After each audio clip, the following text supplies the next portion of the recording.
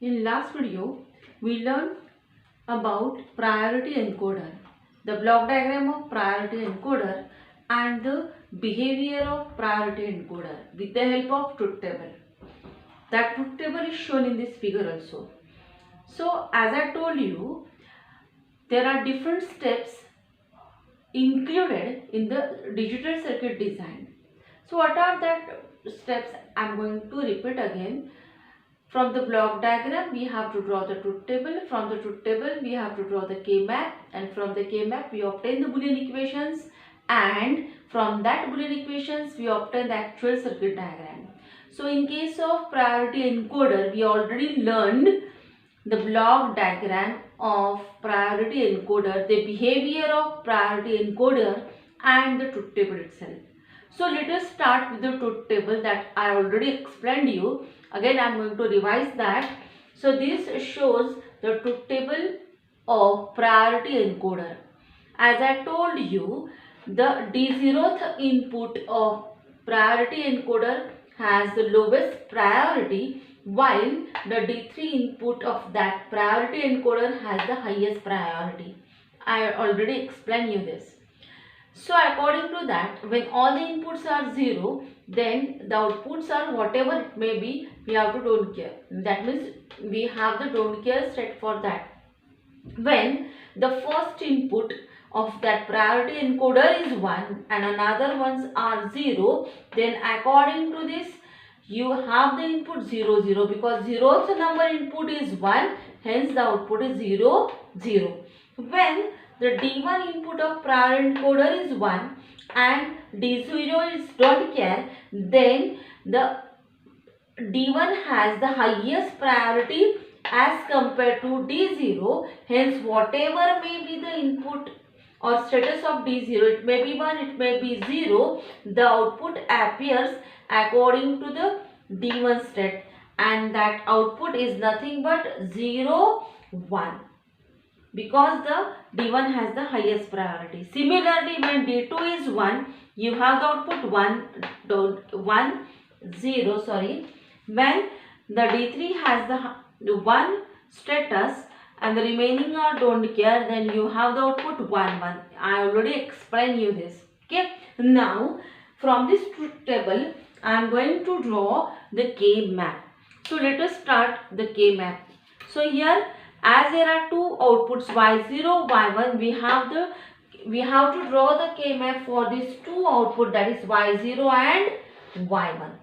So according to this, I draw the truth table here. D0, D1, D2, D3 are the four inputs. D0, D1, D2, D3, that is drawn here.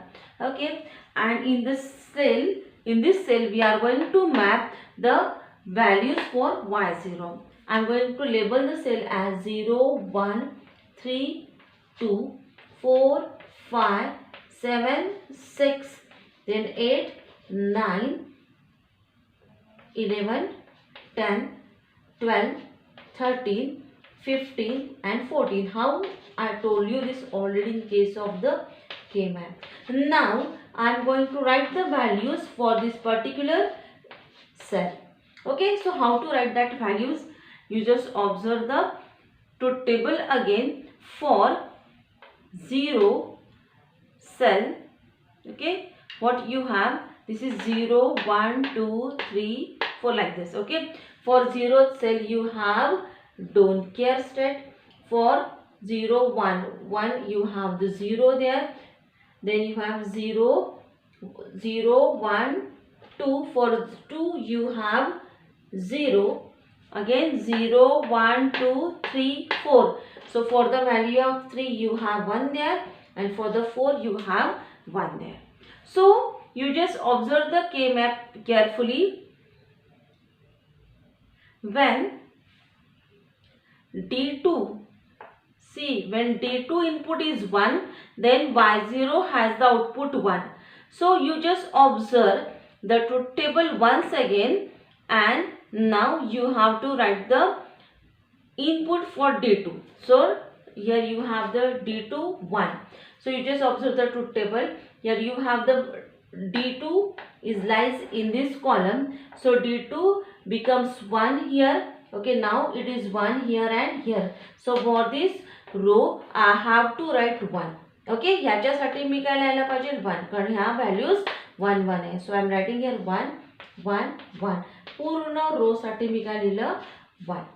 Why I told you this? For D2, when D2 is 1, then the output of Y0 is 1. It is given here. When D2 is 1, the output for Y0 is 1. Okay. Now once again, for the value of D3, again the output is 1, because when the D3 is 1, once again Y0 in 1. म्हणजे जेव्हा D3 1 असेल तेव्हा Y0 मध्ये सुद्धा काय आहे 1 आहे. जे D3 साठी Y0 1 असला पाहिजे. मग आता इथे बघा, ह्या D3 च्या कॉलमला तुम्ही बघा. ओके, ह्या D3 च्या कॉलम मध्ये कुठे कुठे 1 आहे, हा 1 आहे. ओके, आणि इथे 1 आहे. ओके, मग ह्या दोघांसाठी मी काय लिहिते 1 1 1. ओके, ह्या D3 ची व्हॅल्यू 1 आहे म्हणून पूर्ण मी 1 टाकला. वरती पण D3 ची व्हॅल्यू 1 आहे, वरती ऑलरेडी 1 आहे. ओके, सो अशा प्रकारे तुम्ही काय करायचे, के मॅप मध्ये तुमच्या व्हॅल्यूज पुट करायच्या. आता आपण पेअरिंग करणार आहोत. ओके, ग्रुपिंग करणार आहोत वनचे. सो हा एक ग्रुप झाला बघा, मी इथे ड्रॉ करते.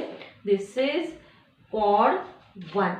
ओके, आणि हा दुसरा ग्रुप झाला. ओके, हा बघा, हा 4 1चा पण 1 झाला. हा झाला क्वाड 2, क्वाड 1 क्वाड 2. ओके, आणि सॉरी ऑक्टेट, हा ऑक्टेट 1 ऑक्टेट 2, आणि ह्या ठिकाणी ही झाली क्वाड. ओके, आता याच्यासाठी आपण इक्वेशन लिहूया. ह्या ठिकाणी मी लिहिते y0 is equal to. Okay, आता आपण घेऊया ही पहिली ऑक्टेट. बघा, ही जी पहिली ऑक्टेट आहे, या ऑक्टेट मध्ये आपल्याला इक्वेशन लिहायचं आहे. ह्या ऑक्टेट मध्ये बघा, जर तुम्ही उभे कॉलम पाहिले तर D0 D1 ची व्हॅल्यू प्रत्येक वेळी बदलते. त्यामुळे ह्या ऑक्टेट साठी तुम्हाला D0 D1 च्या व्हॅल्यू चालणार नाही. मग ही ऑक्टेट कुठे शोधायची, तर ह्या रोला आणि ह्या रोला, ह्या दोघं रो मध्ये कुठला व्हेरिएबल जो आहे तो कॉन्स्टंट राहतोय, तर D3. D3 इथे पण 1 आहे, इथे पण 1 आहे, पण D2 1चा काय होतोय 0 होतोय. म्हणून ह्या पहिल्या ऑक्टेट साठी परत बघा तुमचं इक्वेशन येतं, जे मी इथे लिहिते ते आहे D3. ओके, प्लस आता ही दुसरी ऑक्टेट बघा. या दुसऱ्या ऑक्टेट मध्ये म्हणजे ही ऑक्टेट, या ऑक्टेट मध्ये परत बघा, मी जो गोल करते त्याच्याकडे कॉन्सन्ट्रेट करा. या ऑक्टेट मध्ये परत D0 D1 चे व्हॅल्यूज बदलत आहे. मग या ऑक्टेट साठी कुठला व्हेरिएबल कॉन्स्टंट राहतोय, तर D2. हा 1चा 1 झाला, हा 0चा काय होतोय 1, म्हणजे D2 राहिला. D3 बार काय झाला, D3 झाला. म्हणून ह्याच्यासाठी कॉन्स्टंट इक्वेशन येतं D2. So y0 is equal to D3 plus D2. आता काय राहिलंय, तर ही उभी कॉर्ड राहिली आहे. या उभ्या कॉर्ड मध्ये D2 D3 ची व्हॅल्यू प्रत्येक वेळी बदलते. मग ह्या उभ्या कॉर्ड साठी काय कॉन्स्टंट आहे, D0 D1. म्हणून इथे इक्वेशन लिहिलं मी D0 D1. Okay, so this is equation for y0. Similarly we have to prepare the equation for y1.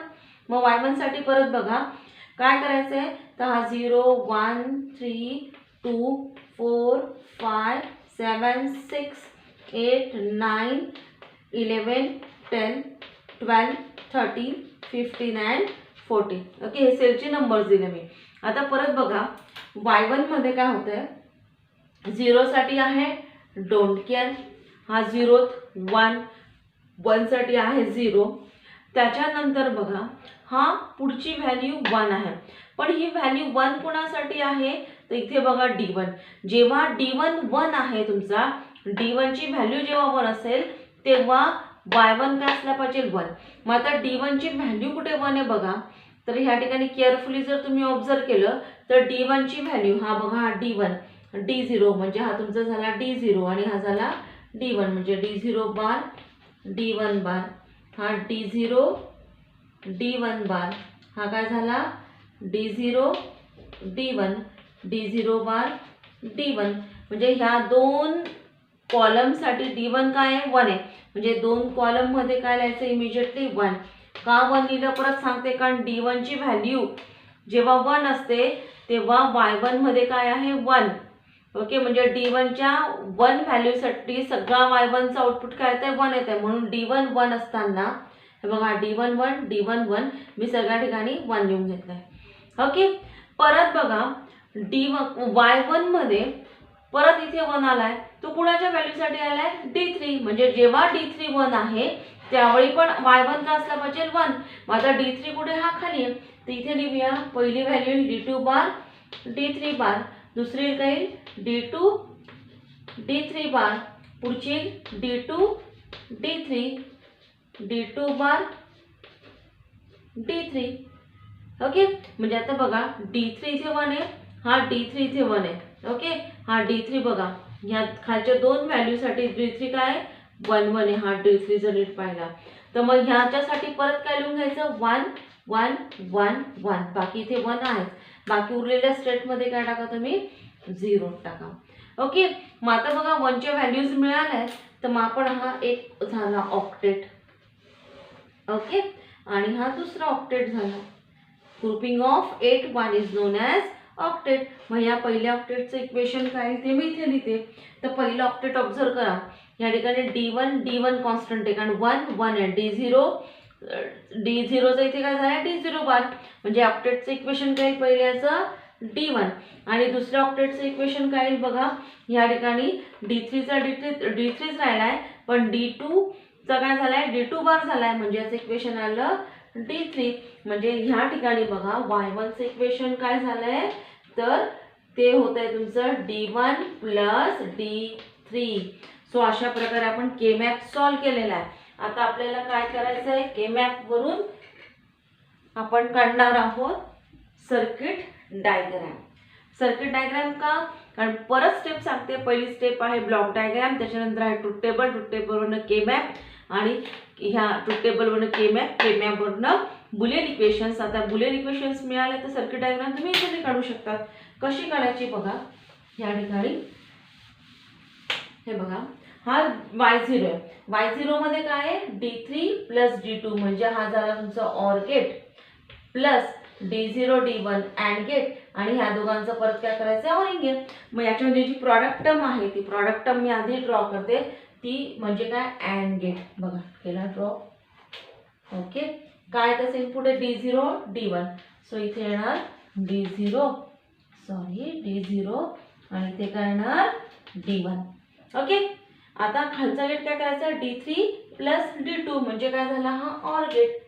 बघा ऑर गेट काढला, ज्याचे दोन इनपुट आहेत, इनपुटचं नाव आहे D3. ओके, आणि प्लस काय आहे D2. ओके, म्हणजेच बघा ह्या ठिकाणी हा D3 प्लस D2चा ऑर गेट मिळाला, हा D0 D1चा अँड गेट मिळाला. ह्या दोघांचं परत काय करायचं ऑर करायचं, कारण दोघांची ॲडिशन आहे, याची पण आणि ह्याची पण.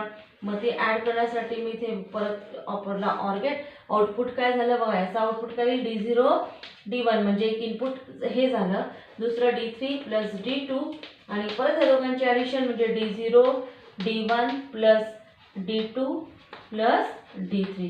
दिस is nothing but y0. Okay, so हा y0 मिळाला. सिमिलरली तुम्हाला काय ड्रॉ करायचं आहे y1 म्हणजे काय D1 प्लस D3, म्हणजे फक्त एक ऑर गेट. बघा हा झाला ऑर गेट, ज्याचं इनपुट झालं D1 plus D3. So here you have the output y1 that is D1 plus D3. So in this way you obtain the priority encoder. ही झाली प्रायोरिटी एन्कोडरची सर्किट डायग्राम. परत मी स्टेप्स रिपीट करते. Priority एन्कोडरमध्ये काय काय बघा, तर प्रायोरिटी एन्कोडरमध्ये आपल्याकडे आहे आधी आपण पहिली ब्लॉक डायग्राम, त्याच्यानंतर ट्रूथ टेबलवरनं के मॅपवरनं बुलियन इक्वेशन्स आणि मग सर्किट डायग्राम ड्रॉ केली. सो अशा प्रकारे आपल्याला प्रायोरिटी एन्कोडर मिळाला आहे. ओके, मग आपण इथेच थांबूया आजच्या व्हिडिओमध्ये. उद्याच्या लेक्चरला आपण बघणार आहोत पुढचा part. So let us stop now.